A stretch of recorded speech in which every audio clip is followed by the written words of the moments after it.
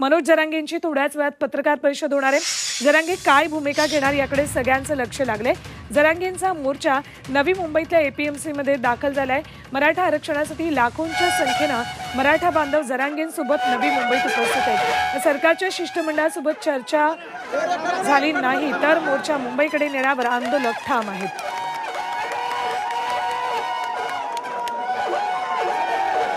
काही वेळापूर्वीच वाशीत मराठा आंदोलक पोहोचलेले आहेत। मात्र आता थोड्याच वेळात मनोज जरांगे पत्रकार परिषद घेणार तर सरकारच्या शिष्टमंडळासोबत बैठक सुद्धा होती। त्यात जर तोडगा निघाला नाही तर हे आंदोलक मुंबईच्या दिशेने निघण्यावर ठाम आहेत। थेट जाऊयात नवी मुंबईत आपल्या सोबत आहेत आमचे प्रतिनिधी देवेंद्र कोल्हटकर। देवेंद्र, पत्रकार परिषद थोड्याच वेळात जरांगेंची होते, दुसरीकडे शिष्टमंडळासोबत बैठक सुद्धा होणार आहे। काय नेमका पुढचा निर्णय होऊ शकतो या सगळ्या आंदोलकांचा?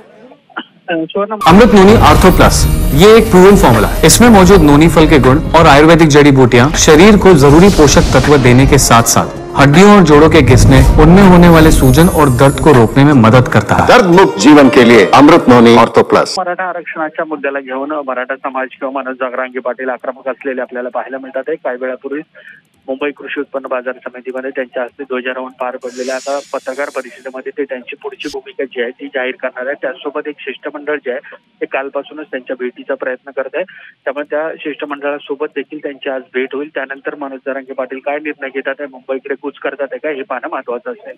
ठीक, धन्यवाद संपूर्ण माहितीसाठी देवेंद्र।